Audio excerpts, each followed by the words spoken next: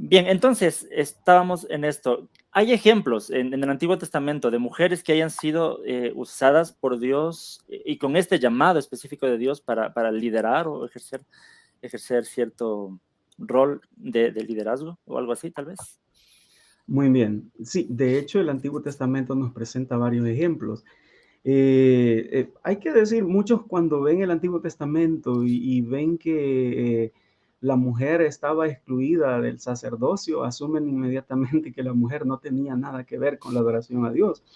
Pero también ignoran otro hecho importante, no solo las mujeres estaban excluidas del sacerdocio, sino también todos los varones, todas las personas del sexo masculino que no pertenecían a la tribu de Leví, y ni siquiera todos los varones de la tribu de Leví tenían todos los privilegios, de manera que este argumento como que no tiene mucha fuerza, ¿verdad?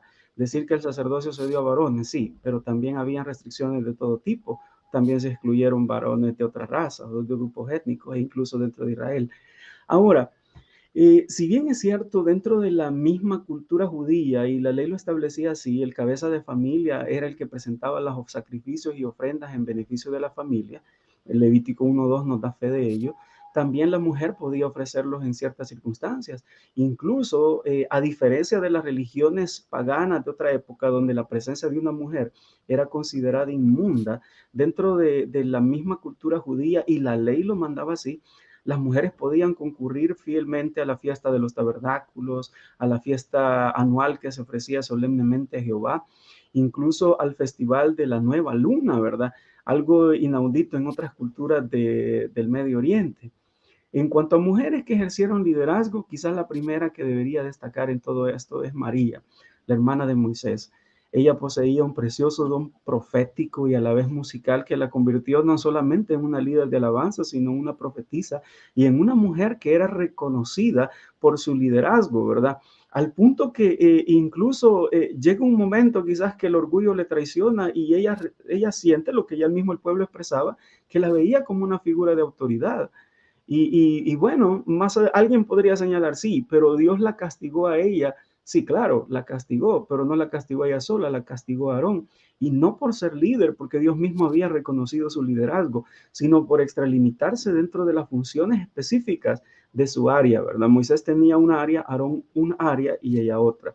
Eso es cuestión de orden, no era cuestión de que ella fuese mujer o no, pero es evidente que el pueblo la reconocía como líder. Ya más adelante, ¿verdad? Nosotros encontramos en la época de los jueces indiscutiblemente a Débora, una mujer casada, que uno diría, bueno, esta mujer debería estar en la casa atendiendo a su esposo.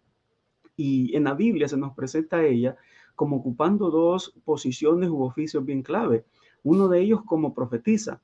Algunos dicen, profetisa significa que ella era la mujer del profeta. Un momento, esto no es así, porque si ella hubiera sido la esposa del profeta, a quien hubiera llamado Barak hubiera sido al esposo de ella, no a Débora misma. El otro cargo era como líder o como juez. En Jueces, capítulo 4 y 5, encontramos precisamente estos oficios que a ella se le dan o estas posiciones, y nos deja ver que en el antiguo Israel no era tan estricto ni siquiera o rígido en cuanto a este tipo de roles como lo somos ahora en esta época, luego de ser influenciados por la cultura grecorromana. Una mujer podía liderar sobre hombres, podía ejercer autoridad como juez, como líder político y a la vez líder espiritual. Y Débora es el caso de esto. Más adelante nosotros vemos, por ejemplo, en el caso de David, Primero de Crónicas, perdón, capítulo 25, del 5 al 6, nos habla que en los tiempos de David, y bueno, nos dice que había un hombre llamado Emán, perdón, que tenía 14 hijos y 3 hijas, muy prolífico el hermano, ¿verdad? Y pues bueno, todos estos estaban bajo la dirección de su padre en la música, en la casa de Jehová, con címbalos, salterios y arpas, para el ministerio del templo de Jehová. Y aquí los incluye a todos, hijos e hijas, oficiando igual, demostrando que ni siquiera en el templo había esa exclusión.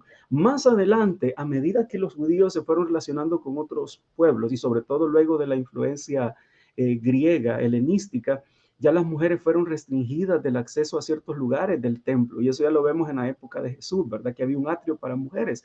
Pero en el antiguo Israel, en esta época, ellos podían ministrar en el tabernáculo y hacerlo sin ninguna limitación con base al sexo.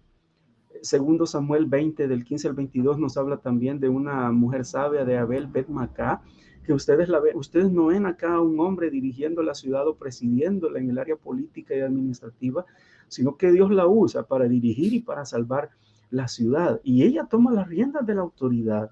Y la Biblia no condena lo que ella hace.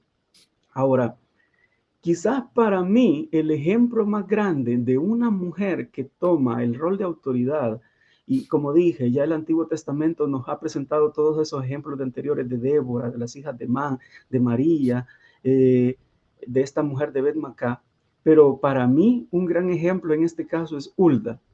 Todos nosotros hemos oído hablar de Hulda, la profetisa que inspiró al rey Josías, al sumo sacerdote y a todos los demás líderes de Israel para que implementaran reformas morales y espirituales, reformas que jamás se pueden registrar antes en la época de Israel, donde ella llegó a producir a través de su ministerio y de lo que ella hizo, un profundo despertar religioso, un avivamiento que llegó como resultado de todo esto, ¿no? Segunda de Reyes 22:14 nos habla precisamente de este detalle. Y me llama la atención por algo. Alguien podría decir, bueno, en el caso de Débora, quizás podría ser que no habían hombres dignos en esa época, porque era una época de confusión, de caos, donde cada quien hacía lo que quería. Sin embargo, esto es cuestionable. Lo que lleva implícito ese argumento es que la mujer es un cristiano o un creyente de segunda categoría en el reino de Dios y que únicamente cuando los hombres, que seríamos el plan A de Dios, fallamos, es entonces cuando Dios tiene que recurrir a un plan B. Pero esto no es bíblico, no es correcto y de hecho es discriminatorio en todos los sentidos posibles para un Dios que no hace acepción de personas. Lo que sí puedo ver en el caso de Hulda es que ella es contemporánea de profetas como Jeremías y Sofonías. Estaban allí al mismo tiempo. No podríamos decir que no habían hombres dignos en esa época, pero Josías no acude ni a Jeremías ni a Sofonías, sino que acude a Hulda, la profetisa. Y bueno, ella es la encargada en la soberanía de Dios para mostrarnos que Dios no tiene plan B, que Dios llama por igual a hombres y a mujeres. Un pasaje que también me parece aleccionador en el Antiguo Testamento y es en el caso de Joel, capítulo 2, versículo 28, cuando el Señor ya profetizando el nuevo pacto dice, después de esto derramaré mi espíritu sobre todo el género humano, sobre los hijos y las hijas de ustedes profetizarán, tendrán sueños los ancianos y visiones los jóvenes, y también sobre mis siervos y sobre mis siervas derramaré mi espíritu. Acá pues obviamente Joel nos está dando un anticipo de lo que será el nuevo pacto en el cual esa vieja barrera que nace con la caída, que separaba a hombres de mujeres para servir, pues es prácticamente barrida. Así que sí hay ejemplos de mujeres que sirvieron en puestos de autoridad. Bueno, basta con ver la vida familiar de Abraham para darnos cuenta que él no tenía oprimida, como muchos líderes cristianos dicen que la mujer debería estar. Hasta Dios mismo le dice a Abraham, escucha la voz de tu mujer en ciertas cosas, ¿verdad? Ujú. Sí, sí. Muy bien, gracias, Pastor. Solo por comentar, todos estos relatos, estos ejemplos están en el libro ampliado, más analizado. Para quienes se van conectando, estamos comentando del libro del Pastor, La maldición de las hijas de Eva. Voy a dejar un mensaje en el chat, tal vez lo voy a ver si puedo fijarlo, para, para que tengan acceso del el enlace del libro en Amazon, si alguien quiere chequearlo, ¿no? En la Amazon Kindle. También está la versión impresa, si prefieren así, ¿no? Ahí está, en el chat está el enlace. Bien, entonces, mi hermano, para aquel tiempo, en la cultura de lo que ya comentamos y todo eso, resulta que el Antiguo Testamento es un tanto revolucionario, ¿no? Por esos ejemplos más que todo, ¿no? Yo pienso que a veces hay algunos hermanos que esperan que haya alguna declaración en el Antiguo Testamento, hombres y mujeres, los dos pueden liderar o algo así. Y no tomamos en cuenta todo esto, ¿no? De la revelación de Dios un tanto progresiva en el contexto histórico, ¿no? Y como esto, como yo digo, va revolucionando de a poco. Y me parece que cuando llegamos ya al ministerio de Jesús es como más todavía revolucionario. ¿Qué piensa usted, pastor? ¿Qué decía Jesús sobre este tema?